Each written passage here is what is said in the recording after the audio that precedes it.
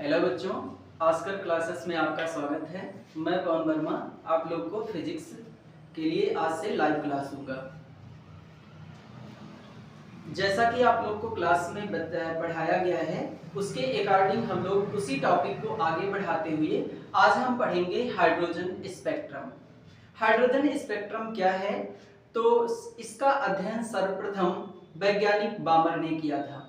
इन्होंने बताया कि अगर हम किसी भी इलेक्ट्रॉन को उच्च ऊर्जा स्तर से अगर निम्न ऊर्जा स्तर में लेकर जाते हैं तो वहां से ऊर्जा का उत्सर्जन होता है, और अगर हम निम्न ऊर्जा स्तर से उच्च ऊर्जा स्तर में लेकर जाते हैं इलेक्ट्रॉन को तो वहां पे ऊर्जा का अवशोषण होता है।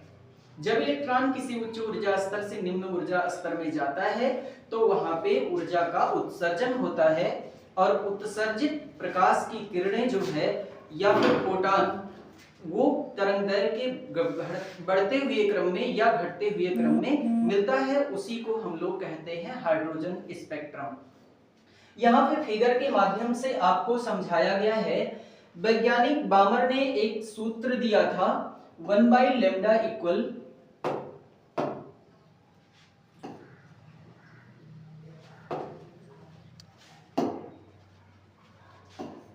1/λ इक्वल रिडबर्ग कांस्टेंट 1 बामर श्रेणी के लिए n का मान 2 होता है, 2 का स्क्वायर माइनस 1/n का स्क्वायर।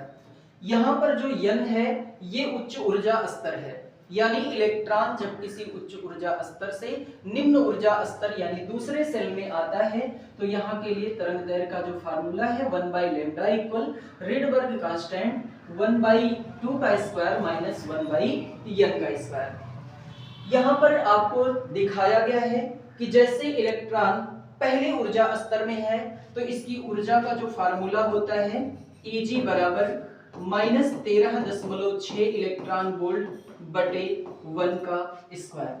अगर इलेक्ट्रॉन nवीं ऊर्जा स्तर में घूम रहा है तो उसकी ऊर्जा का फार्मूला होता है Eg बराबर -13.6 इलेक्ट्रॉन वोल्ट बटे n का स्क्वायर।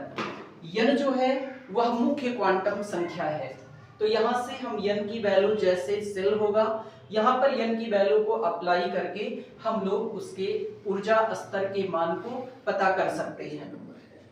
अगर इलेक्ट्रॉन दूसरी ऊर्जा स्तर में है तो यहाँ के लिए फार्मूला Eg बराबर -13.6 इलेक्ट्रॉन वोल्ट बटे 2 का स्क्वायर। अगर इलेक्ट्रॉन तीसरे में है तो Eg बराबर -13.6 इलेक्ट्रॉन वोल्ट बटे 3 का स्क्वायर। अगर इलेक्ट्रॉन चौथे ऊर्जा स्तर में है तो Eg बराबर -13.6 इलेक्ट्रॉन वोल्ट बटे 4 का स्क्वायर।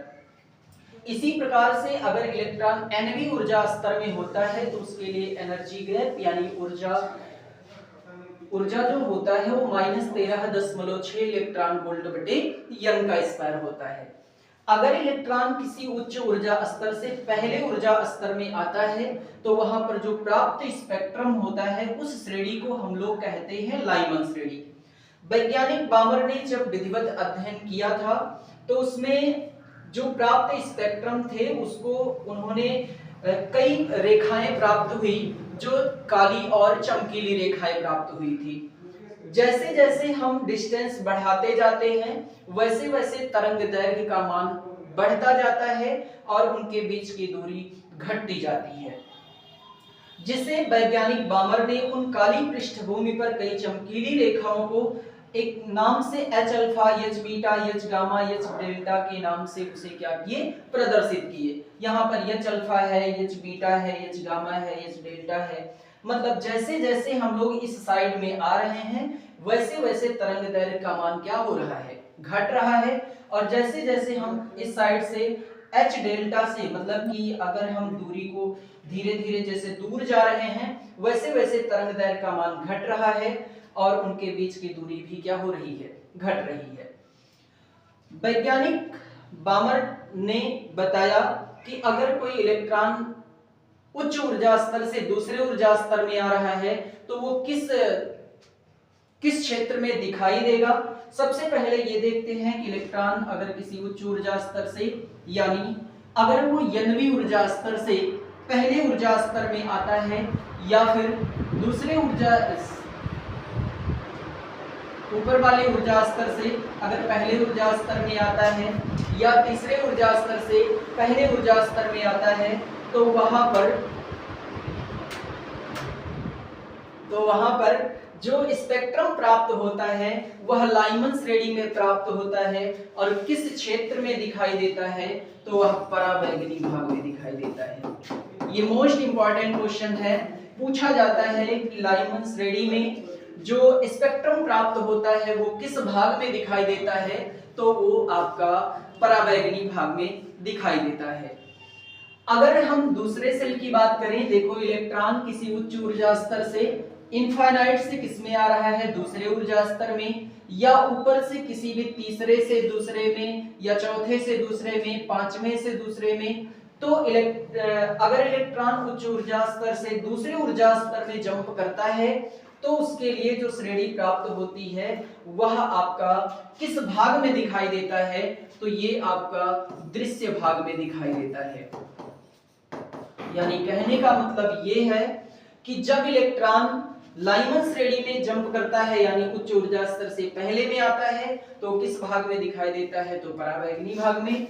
अगर वो उच्च ऊर्जा स्तर से दूसरे ऊर्जा स्तर में आता है तो वह दृश्य भाग में दिखाई देता है, बाकी के लिए अवरक्त भाग में दिखाई देता है। कहने का मतलब ये है कि अगर इलेक्ट्रॉन लाइमन श्रेणी की बात है तो लाइमन श्रेणी का जो फार्मूला होता है वो 1/λ इक्वल रिडबर्ग कांस्टेंट 1/1 का स्क्वायर माइनस 1/n का स्क्वायर, जहां n बराबर ये आपका कुछ भी हो सकता है एक को छोड़ करके 2 3 4 5 6, ये संक्रमण को दिखा रहा है, मतलब दूसरे से किसमें आ सकता है पहले में। देखो n1 का मान 1 हो जाएगा जबकि n2 का मान 2 से 1 में हो सकता है, 3 से 1 में हो सकता है, 4 से 1 में हो सकता है, 5 से 1 में हो सकता है, इनफाइनाइट से 1 में हो सकता है। तो ये जो आपका n है ये संक्रमण को दिखा रहा है, मतलब पहले सेल में आ रहा है लेकिन कहां से, उच्च ऊर्जा स्तर से, दूसरे से पहले में, तीसरे से पहले में, चौथे से पहले में। तो कहने का मतलब ये है कि जब इलेक्ट्रॉन किसी उच्च ऊर्जा स्तर से निम्न ऊर्जा स्तर में आता है तो वो ऊर्जा का क्या करता है, उत्सर्जन करता है, जिससे हमें फोटॉन उत्सर्जित होते हैं और फोटॉन को किसी एक तरंगदैर्घ्य के बढ़ते क्रम में या घटते क्रम में दिखाई देते हैं।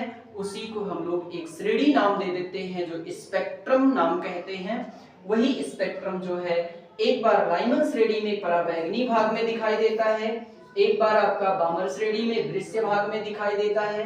इसको सीक्वेंस बाय सीक्वेंस अगर हम याद करें तो ये आपको सीक्वेंस बाय सीक्वेंस ही याद हो सकता है और इसके लिए फिर हम लोग क्या करेंगे, नए फार्मूले को डेरिवेट करेंगे। जैसे अगर मान लीजिए आपके पास